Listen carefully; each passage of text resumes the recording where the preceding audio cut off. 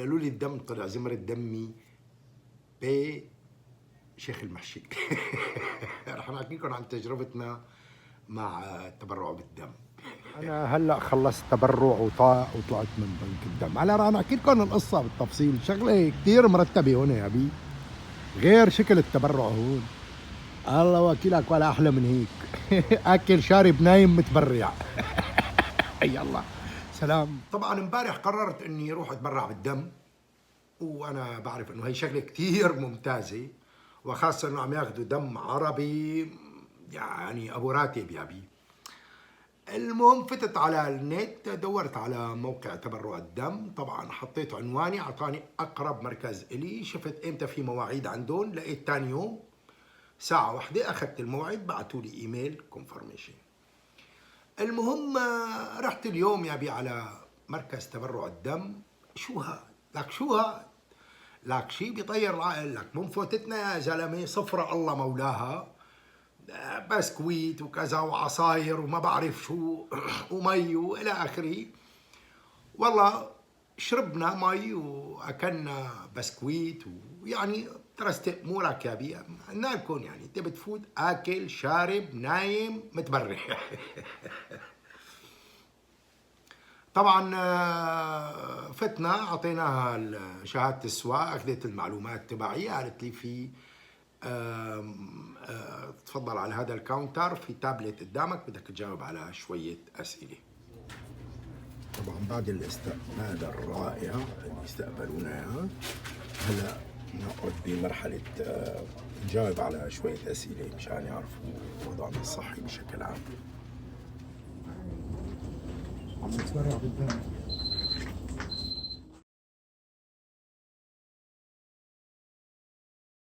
المهم بعد ما جاوبنا على الاسئله اللي بالتابلت، قالت لي اجت اخذتني لعند موظفه ثانيه يا بي.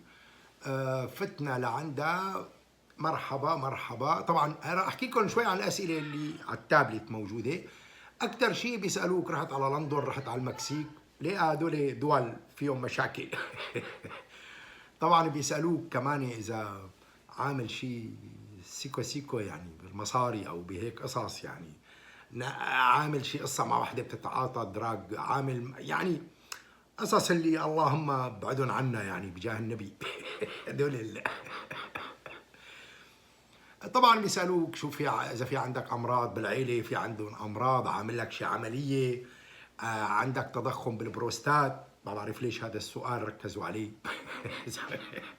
المهم كله ما في شيء يا بي، كله تمام عنا الحمد لله. لا شغله مرتبه، دمات جاي على كيفك يعني.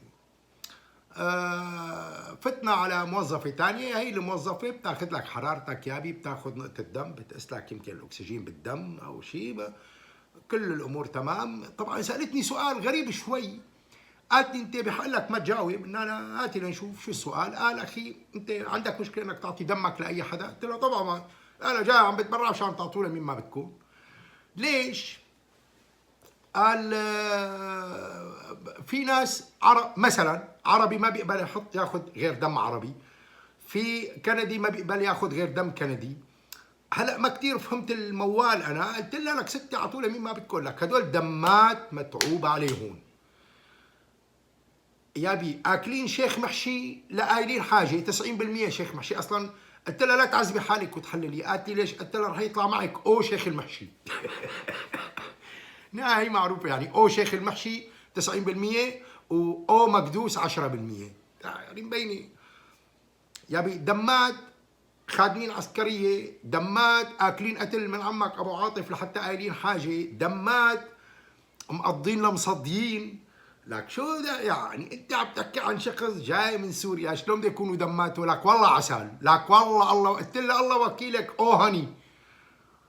شو او هني؟ بي هني انا لانه بي ايجابي.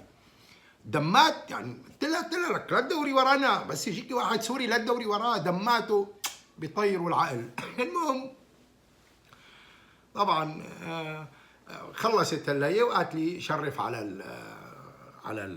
جوا على الكرسي يا بي. والله اجت موظفه للاسف شديد ما رضيت تخلينا ناخذ فيديو، هي تحديدا، هي صغيره هيك عمرها 26 سنه. يعني بتعرفوا هدول القطاقيط يا بي اللي بفكروا شو بعرفني. ما رضيت. لو كان في وحده، كان في كثير نسوان كبار، انا بتخيل كانوا بيقبلوا، يعني ما عندهم مشكله. هي قال ما بدي، قلنا لا اوكي، كان لقطه صغيره بس 10 ثواني انه نحن عم نتبرع بالدم. قال اوكي، بعدت، اخذنا اللقطه وانقضت. طبعا كثير كانوا منظمين، عنايه فائقه رهيبه، عنايه مو معقوله يعني جد. التعقيم اللي لدرجه يعني بتمل من كثر ما، يعني 30 ثانيه عم تعقم ايدي، و30 ثانيه نطرتها لنشفت، وبعدين يا بشكت هي الشكاكه هي اللي بتوجع شوي وبلش يطلع الدم، وبلشنا نتبرع ونعمل هي نعمل هي الطابه. طبعا كثير كانت امور سهله. الشيء الحلو بهذا المركز انك انت كيف ما بتطلع حواليك بتلاقي انه عم كاتبين لك عبارات انه انت تبرعك هذا رح ينقذ شخص ثاني، تبرعك هذا رح ينقذ ولد، رح ينقذ مرأة، رح ينقذ، يعني هيك بيرفعوا عندك الروح المعنويه انك انت عم بتساوي شغله ما صارت يعني. وهذا الشيء اللي حلو يعني، يلي بحسسك، حتى بيحططوك ليك، وهاي حطينا لهلا لسه ما انت هيك مثل شعار انه انا تبرعت دم، يعني بحسسوك انك انت عم تساوي شغله واو، يعني شغله كثير كبيره، انك انت عم تعطي من دمك للاخرين، عم تمنح دمك للاخرين. طبعا الله يعني الله يعينه اللي بده ياخذ من دماتي بكره راح يقدمن على شيخ المحشي، وهذا اذا طلع كندي وين بده يلاقي شيخ المحشي، وشلون بده يعرف شلون بده تتساوى شيخ المحشي. المهم يلي بدي اقوله، اولا طبعا هي كثير مفيده للجسم التبرع بالدم، لانه بتعرفوا هون ما في حجامه، نحن كنا نعمل حجامه بالشام اوقات، لا هون اخي تبرع بالدم. ثاني شيء، الشيء الرائع انك انت بتعرف انه في حدا عم يستفيد من هالدمات، في حدا رح ياخذ هذا الدم يستفيد منه.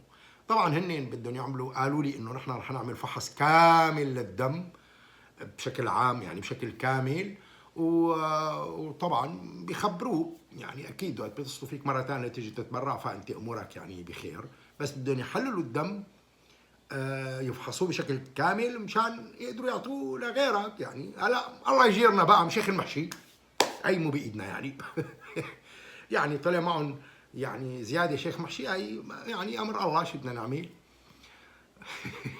المهم بعد ما خلصنا والله ردوا اخذونا على صفرة ثانيه يا بي، طاوله بتقعد في، ملاحظ شغله رهيبه، في مرة موجوده ما قبلت اني حتى اقوم ساوي قهوه، قالت لي خليك مرتاح انت تبرعت بالدم، وساوت لي القهوه وجابت لي اياها وكل وشراب وكذا.